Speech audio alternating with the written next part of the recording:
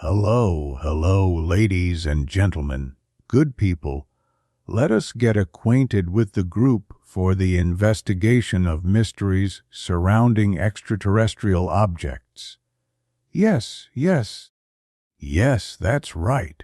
The Birdcage during the operation, top secret documents about the existence of a scientific group, Majestic 12.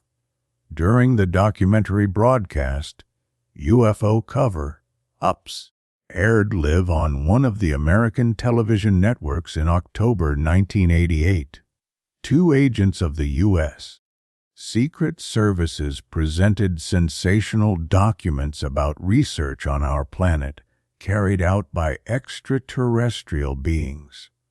To preserve the agents' identities, their faces were concealed and their voices altered.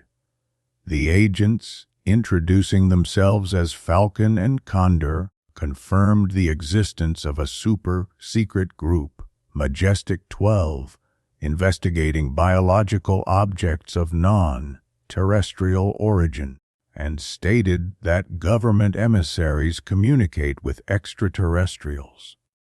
One of the aliens, for example, trained to speak English, had explained that he was a mechanic originating from the constellation Zeta Reticuli. By the end of the documentary, viewers knew almost everything that could be known about the extraterrestrials, even that they were crazy about Tibetan music and loved strawberry ice cream. But the credibility of their stories did not seem to be at the necessary level.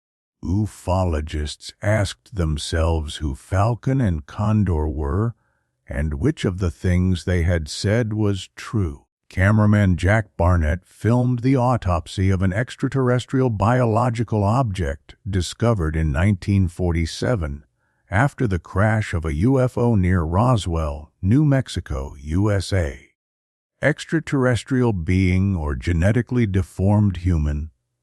The biological object has 6 fingers on its hands and feet, no navel, no intestines, a strange substance in its skull, and its ears protrude from the neck. A slight deviation from the topic. When several years ago, we obtained a unique videotape presenting the autopsies of 2 extraterrestrial corpses.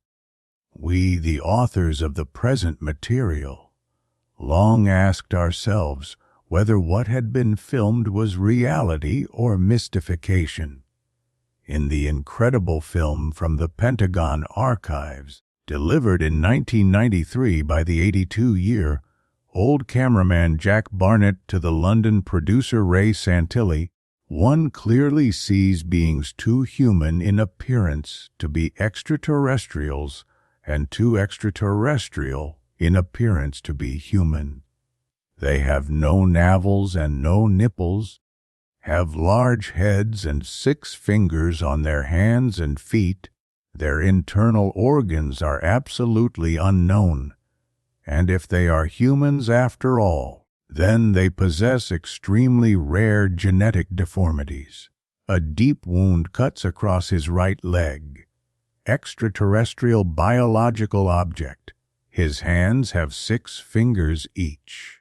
His head is disproportionately large. His eyes are wide open. There are no teeth in his mouth. His feet have 6 toes each. In August 1995, after precise examination of the tape by experts and ufologists, part of the film was presented to about 1,000 specialists at the University of Sheffield at the 8th International UFO Congress, at an international symposium in San Marino in September 1995, attending pathologists, physicists, chemists, and computer experts reached agreement that the film was not a fake, but showed a real autopsy of a biological being. We have already acquainted readers with the activities of the Extraterrestrial Investigation Group, Majestic 12, operating since 1947 by order of President Harry Truman.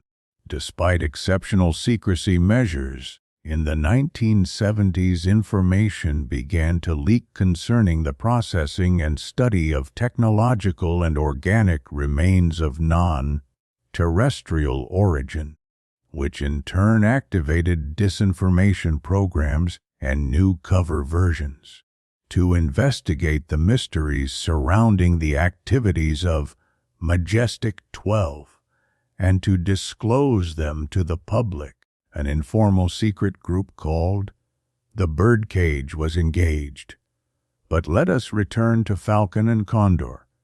In the early 1980s, an agent from the Office of Special Investigations of the U.S. Air Force contacted a man from the Secret Services and asked researcher Bill Moore to monitor the activities of ufologist Paul Bennewitz in exchange for confidential information about extraterrestrials. An electronics expert, Bennewitz began intercepting radio signals to and from Kirtland Air Force Base in Albuquerque, New Mexico. An exchange of information followed, including about the notorious project Majestic 12. Bill Moore and the ufologists Jamie Shindera and Stanton Friedman are among the researchers convinced of the authenticity of the documents surrounding the Roswell case. In 1982, Shindera suggested to Moore that they use pseudonyms to protect the identities of people from the Secret Services. The first pseudonym chosen was Falcon. Falcon revealed details about investigations of unidentified flying objects, and Moore and Shindera verified their authenticity. Thus, the researchers encountered various secret agents willing to provide information on the subject. Each was given a pseudonym with the name of a bird, and within a short time Moore and Shindera assembled in the so-called Birdcage, a group of dissidents from the Secret Services revealing the government's role in UFO incidents.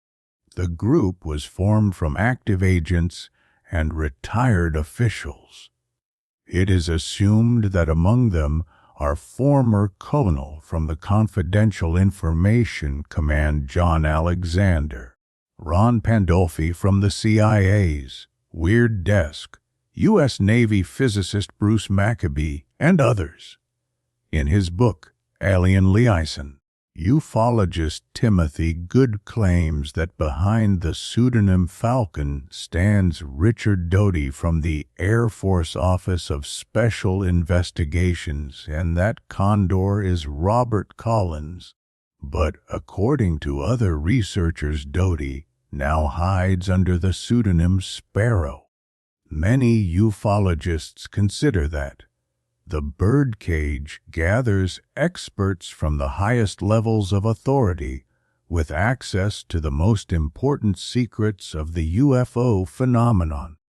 Moore and Shindera are probably only pawns in a broader strategy connected with government interests in the field of paranormal phenomena.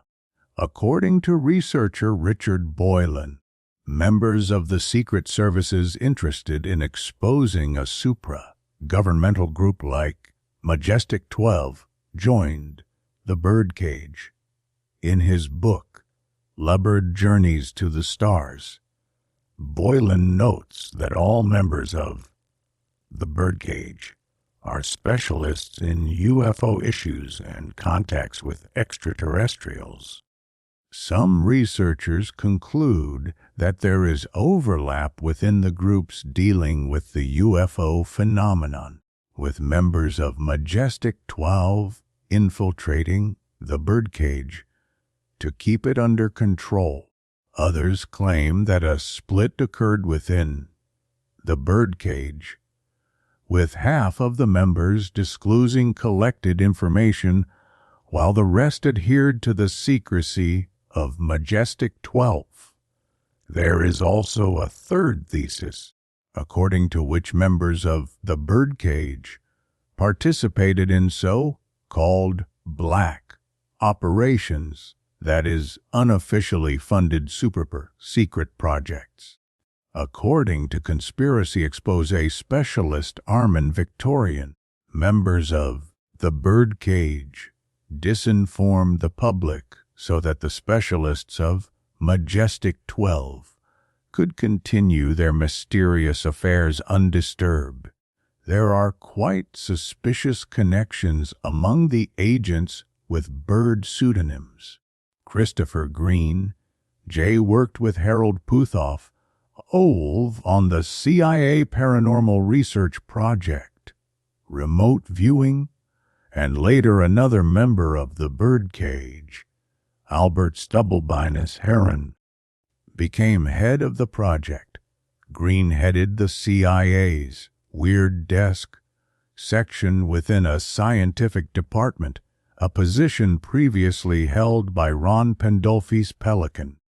Pandolfi and Scott Jones, Hummingbird, worked in the White House on a project funded by the Rockefeller Foundation aimed at monitoring the flow of information related to UFOs.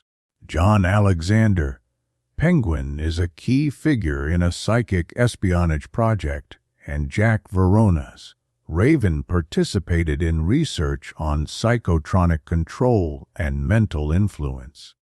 Is it merely coincidence that so many of Moore and Shandera's informants worked in military structures and government secret services?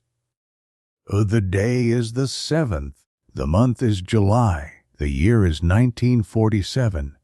In the vicinity of the American town of Roswell, New Mexico, a disc-shaped flying object crashes, around which extraterrestrial biological objects are discovered.